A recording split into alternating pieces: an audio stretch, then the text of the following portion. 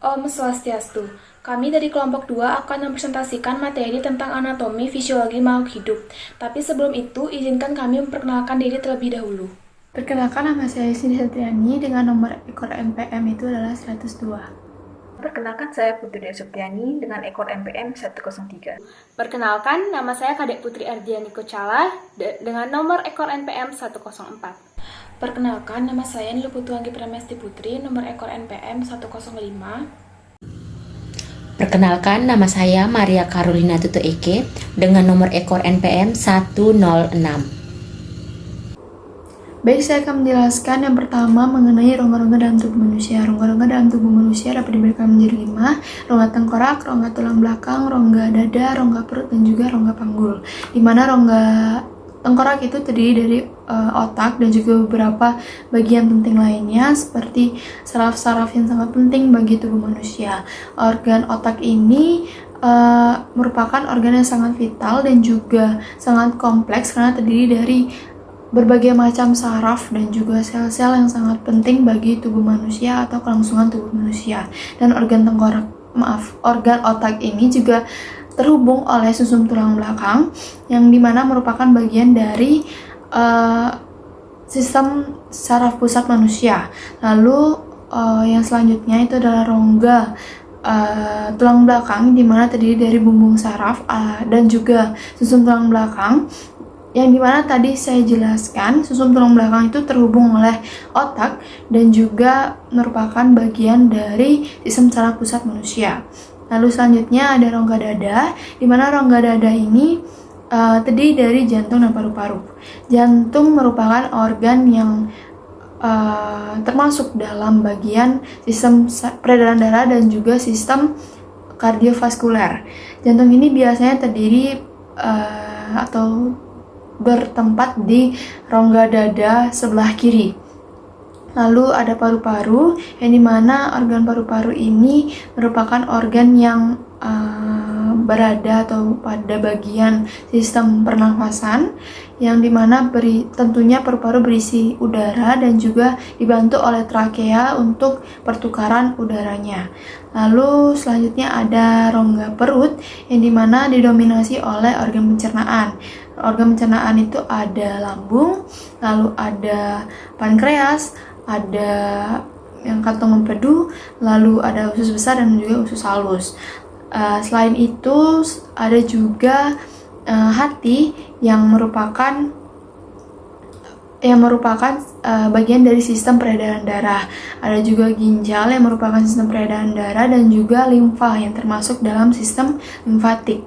Setelah rongga perut, ada juga rongga panggul yang didominasi oleh sistem reproduksi manusia, yang dimana saya ketahui sistem reproduksi wanita itu ada rahim, ada ovarium, lalu ada serviks, dan juga ada tuba fallopi.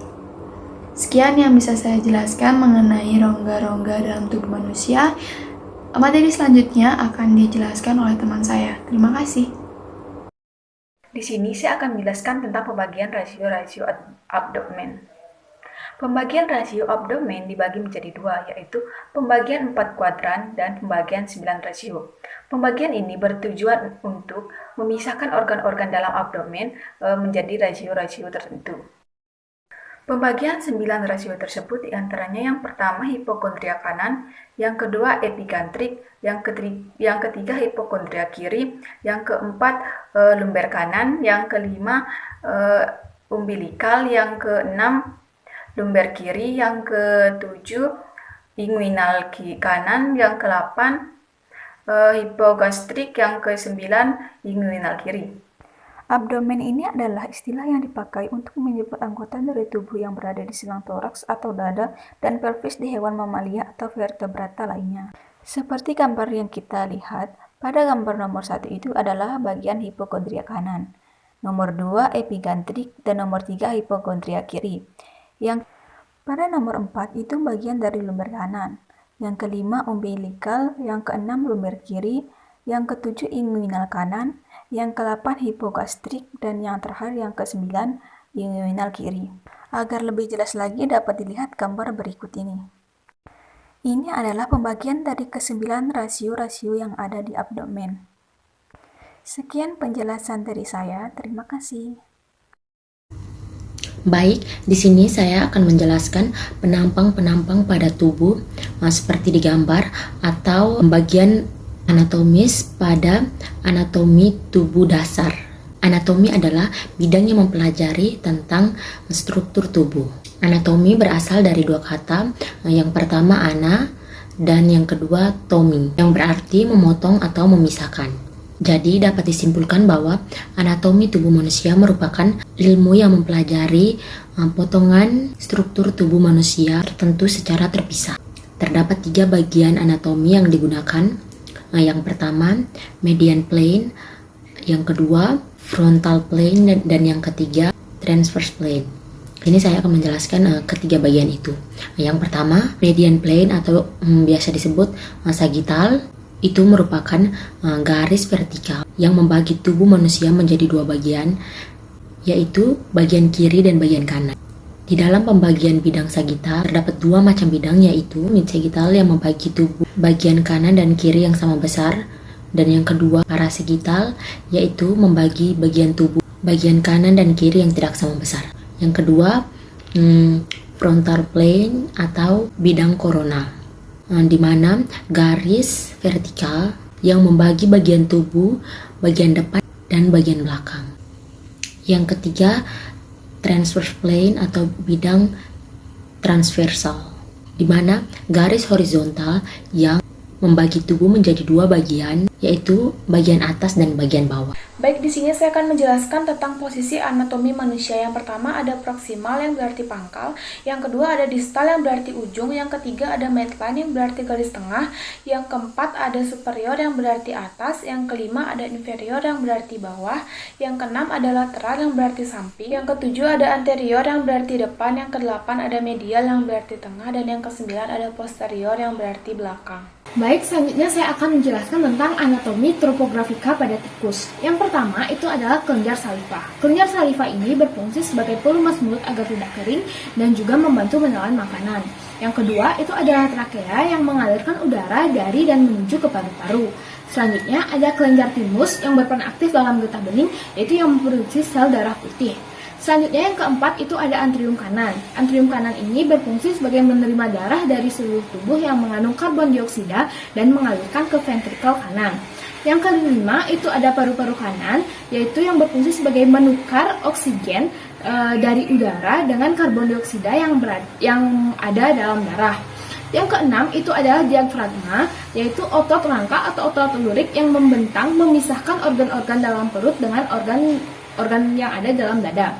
Selanjutnya yang ketujuh itu adalah hati. Hati berfungsi sebagai homeostatis yang berperan dalam proses metabolisme dan hati memiliki warna coklat kemerahan. Yang kedelapan itu ada usus halus atau usus kecil yang berfungsi sebagai memecah dan menyerap nutrisi dalam makanan. Yang kesembilan itu ada sekum, yaitu organ yang berbentuk kantung yang membentuk percabangan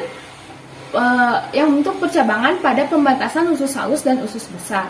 Selanjutnya itu ada usus besar yang berfungsi menghasilkan sekrot yang berfungsi menyerap air dan elektrolit dari tinja. Yang ke-11 itu ada limpa yang berfungsi sebagai menyaring sel darah merah yang terletak di bawah lambung. Selanjutnya itu ada lambung, yaitu organ yang berbentuk seperti kacang kedelai yang terdiri dari 3 bagian. Yang ke-13 itu ada paru-paru kiri yang memiliki fungsi sama dengan paru-paru kanan. Yang keempat itu adalah ventrikel, yaitu berfungsi sebagai pompa darah ke seluruh tubuh. Yang ke-15 itu ada esofagus atau kerongkongan yang berfungsi menyalurkan makanan dari mulut ke dalam lambung.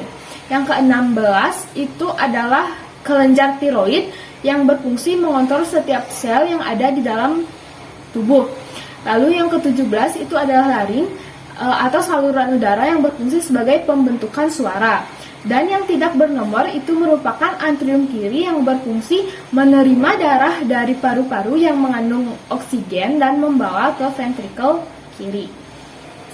Sekian presentasi dari kami. Bila ada salah kata mohon dimaafkan. Akhir kata saya ucapkan Parama Santi. Om Santi Santi Santi Om.